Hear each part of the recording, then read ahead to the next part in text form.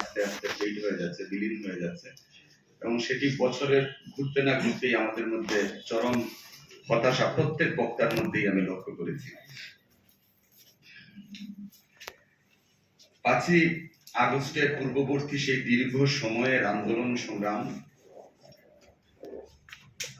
সেই ত্যাগ তিতিক্ষা আমাদের সম্মানিত সাংবাদিক ভাই যারা আছেন, আপনারা সকলেই প্রত্যক্ষদর্শী এবং আপনারা সকলেই সেই ঘটনাগুলোর সাক্ষী।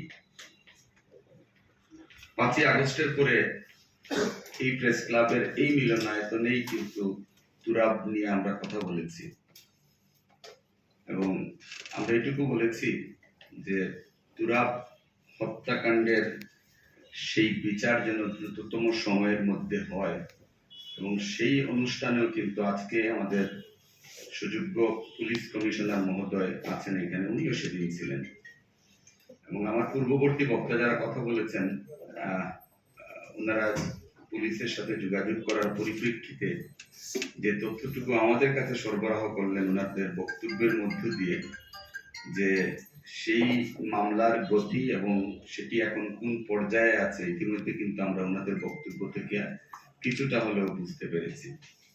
আমার কাছে মনে হচ্ছে যে আমাদের এই প্রিয় ভাইটির বিচার কার্যক্রম সেই বিগত ফ্যাসিস্ট সরকারের যে ফরম্যাট ছিল সেই ফরম্যাটের মধ্যে ঢুকে পড়েছে। ঢুকে পড়েছে এই কারণে বললাম যে সাগর রুনির যেভাবে বিচার হয়নি, তদন্ত হয়নি, যেভাবে আমাদের ইলিয়াস আলী নিখোঁজ হওয়ার পরে ওনার পরিবারের সদস্যরা সেই ফ্যাসিস্ট সরকার প্রধানের সাথে দেখা করার পরবর্তী যে নাটকগুলো আমরা দেখেছি, আজকে সেই ঘটনা এবং সেই স্মৃতিগুলো আমার চোখের সামনে ভেসে উঠেছে, এবং আমার কাছে এখানে বসেই মনে হয়েছে যে গত যে সময়টুকু আমরা পার করেছি সেই সময়টুকুর মধ্যে ইনফ্যাক্ট দৃশ্যমান কোনো পরিবর্তন কিন্তু আমরা লক্ষ্য করিনি। দৃশ্যমান পরিবর্তন লক্ষ্য করিনি বিধায় আজকে তুরাব হত্যাকাণ্ডের বিচার নিয়ে আমরা তার বছর পূর্তিতে হতাশার সহিত দাবি জানাতে হচ্ছে যে আমরা তুরাব হত্যাকাণ্ডের বিচার চাই। এই বিচারটি কিন্তু সেই এই নির্ধারিত সময়ের মধ্যেই হতে পারত।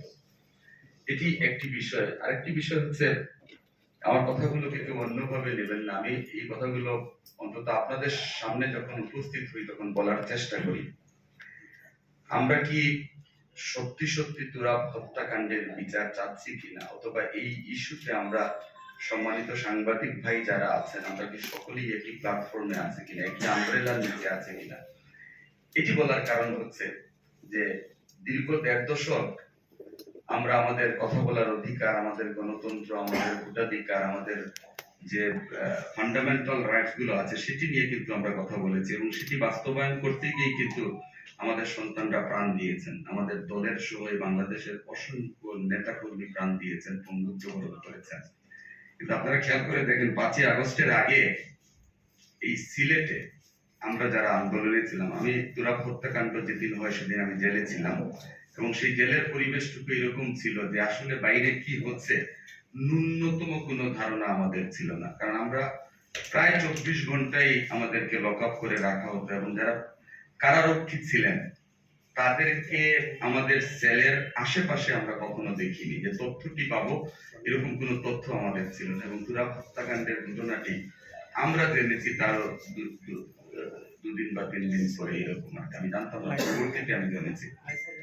তো বাস্তবতা হচ্ছে যে আমরা 5ই আগস্টের আগে আমাদের সেই আন্দোলন, আমাদের সেই দাবির পরিপ্রেক্ষিতে যখন আমরা রাজপথে ছিলাম, আমরা কিন্তু সেই সময় আপনাদের মাধ্যমেও কিন্তু অনেকভাবে আমরা নির্যাতিত হয়েছি, এটি বলতে দ্বিধা নেই। অনেক সাংবাদিক ভাই আছেন, ব্যক্তিগত পর্যায়ে নেবেন না, কিন্তু এটি বাস্তবতা, আমি বলার কারণটা আমি একটু পরে বলছি। এরকম ঘটনাও আছে যে সেই সাবেক পুলিশ কমিশনার ইলিয়াস শরীফ, উনাকে একজন সাংবাদিক ভাই ইনফর্ম করেছেন যে সিলেট জেলা এবং মহানগর বিএনপির মিছিলটি আমাদের এই যে পূর্ব চিন্তাবাজার থেকে বের হচ্ছে, এই তথ্যটি একজন সাংবাদিক দিয়েছিলেন। আমি এখানে নাম বলছি না, যদি কেউ জানতে চান আমি বলে দেব। এবং সেই সংবাদটি পাওয়ার সাথে সাথে তৎকালীন সেই পুলিশ কমিশনার স্বয়ং নিজে সশস্ত্র অবস্থায় এসে চতুর্দিক থেকে আমাদের সেই মিছিলে গুলি করেছিলেন। আমি উইটনেস, আমি ছিলাম সেই মিছিলে। এরকম আরো অনেক ঘটনা আছে, অনেক সাংবাদিক ভাইদের। প্লিজ প্লিজ প্লিজ প্লিজ সেই সাংবাদিক, আমি নাম যদি বলতে হয় অনেকের নামই বলতে হবে। এটি বলার কারণ হচ্ছে যে 5ই আগস্টের আগে যে সমস্ত সম্মানিত সাংবাদিক ভাইরা বিতর্কিত ভূমিকায় ছিলেন, 5ই আগস্টের পরে আমরা কিন্তু একাকার হয়ে গেছি। আপনারা ফ্যাসিস্ট দূষর তুরাবের হত্যাকারীদের ফাঁসি দাবি করছেন, গ্রেফতার দাবি করছেন, তাদেরকে সাথে নিয়েই তো করছেন।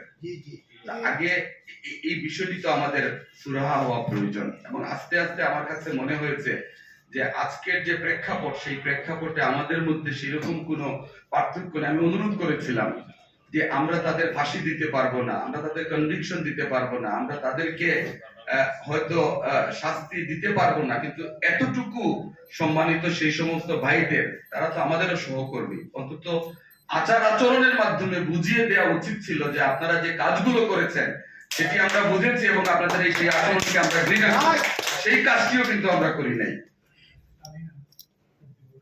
সুতরাং আমি বক্তব্য দীর্ঘায়িত করছি না। আমরা চাই আমাদের এই প্রিয় ভাইটি এই দেশের জন্য তার জীবন বিসর্জন দিয়েছেন।